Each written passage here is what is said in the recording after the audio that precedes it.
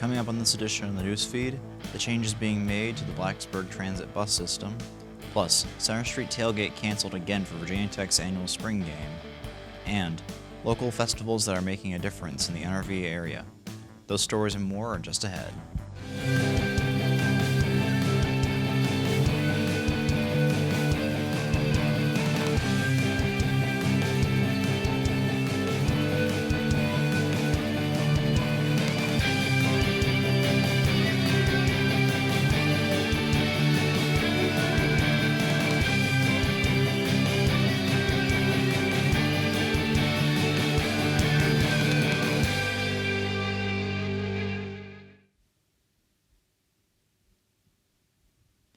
Hello and thanks for joining us for this edition of the newsfeed. I'm Tucker Oakley. Virginia Governor Glenn Youngkin presented a common ground budget for the Commonwealth and invests a record $2.1 billion in K-12 education. Newsfeed reporter Brooke Van Buren will tell us how this impacts local K-12 schools in the NRV area. What I would do is I would say thank you. The superintendent for Montgomery County Public Schools, Dr. Bernard Bragan, is appreciative to Virginia Governor Glenn Youngkin for his new Common Ground proposal. The Common Ground budget includes 233 amendments to the original budget from the General Assembly. Although the proposal gives K-12 education a historic $21.3 billion, there are significant cuts in education from the originally proposed budget. I'll take whatever they can give us. And if the Department of Education in Richmond is going to give us any more money than we were originally going to have. Governor Youngkin's budget includes a 6% pay raise for teachers over the next 2 years. The Virginia Education Association is hopeful this will help with staffing shortages across Virginia.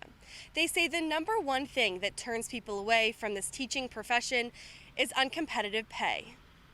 Obviously, a pay raise of 3% over each of the next 2 years is above inflationary levels. It's a real and meaningful pay increase for our educators. Chad Stewart, a policy analyst with the Virginia Education Association, says the union has promises from legislative leaders in both chambers to get to the national teacher pay average in 4 years. In Montgomery County, Dr. Bragan is enthusiastic about the pay raise. And I think that's huge because the higher we pay our teachers, the more ability we'll have to attract high caliber individuals and to retain them. Today, the General Assembly will reconvene to vote on Youngkin's amendments and vetoes to the budget. Reporting in Montgomery County for the newsfeed, I'm Brooke Van Buren.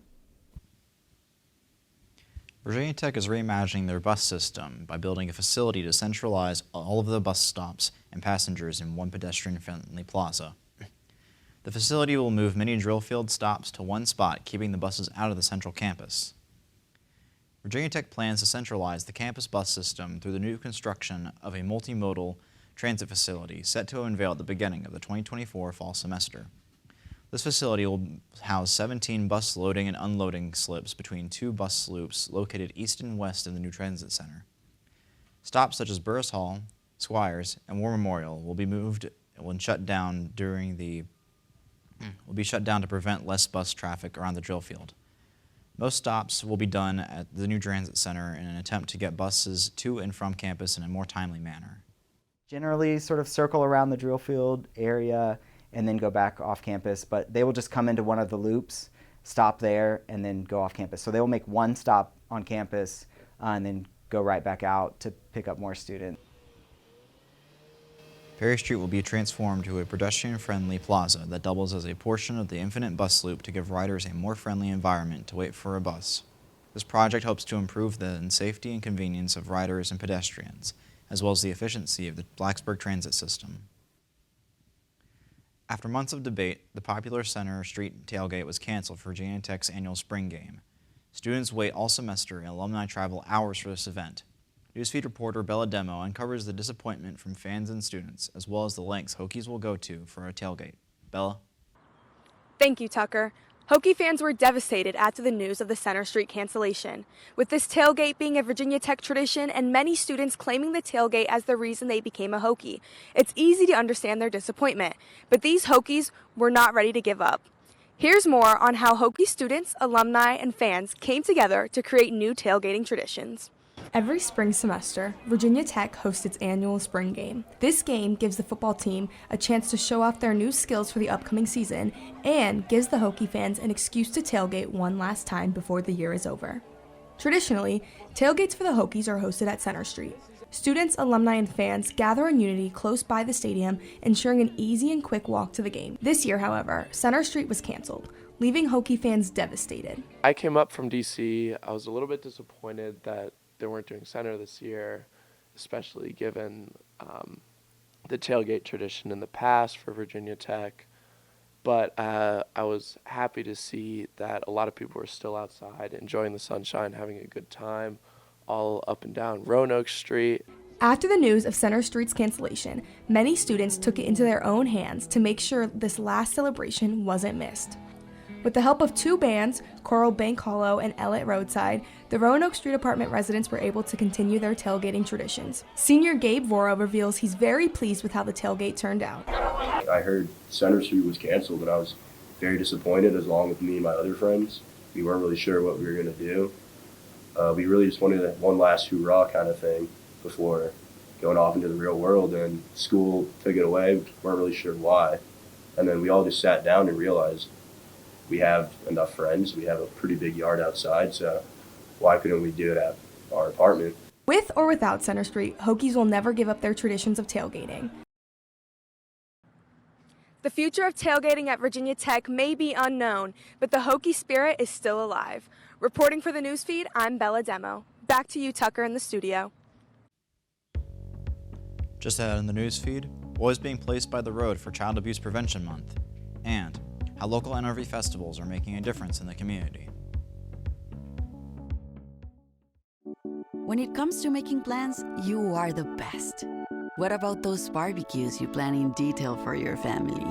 Or your daughter's first costume party? It was out of this world. The same way you plan each detail for those moments, start planning to protect you and your loved ones from a natural disaster. Sign up for local weather and emergency alerts. Prepare an emergency kit and make a family communications plan. Protecting your family is the best plan you can make.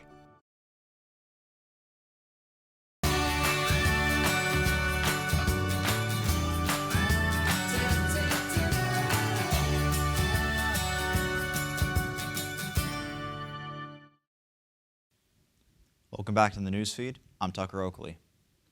April is Child Abuse Prevention Month across the United States. It is a time for nonprofits and care centers to raise awareness and protection for children facing abuse or neglect. One symbol for this month is readily available for anyone to see on the roadside. During the month, blue pinwheels are planted around public spaces across Montgomery County and the state of Virginia as a whole, seen around after-school care centers and crosswalk sections. The pinwheel represents a healthy and happy childhood, and are associated with this month thanks to the campaign by Prevent Child Abuse America back in 2008, called Pinwheels for Prevention.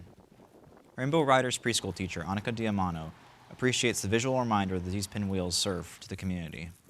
Even though they're small, having that little public reminder that there are people out there who want to prevent child abuse and help children means a lot more than any of us think. 5,000 cases of child abuse reported statewide. Raising awareness matters now more than ever, regardless if it's from donations or from pinwheels. Amidst the hum of daily life, some stories stand as testaments to resilience and unity. Explore compelling narratives deriving the Virginia Tech 3.2-mile Run in Remembrance. These stories illuminate the resilience and solidarity that shape this annual event. Newsfeed reporter Madison Cho has more in this next story. As runners stand posed at the starting line, ready to embark on their journey, we're not just witnessing a race. We're delving into a tapestry of human experiences.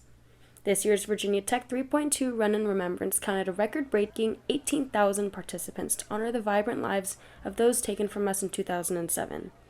Many of the runners had a specific reason for running that day, whether it was because they were directly or indirectly impacted, or just wanted to come and show their support.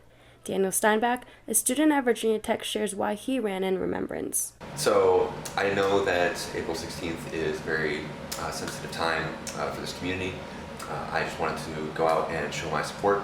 I have been personally affected by on that shooting. Last year in February at Michigan State University, I lost one of my friends that I knew growing up in high school.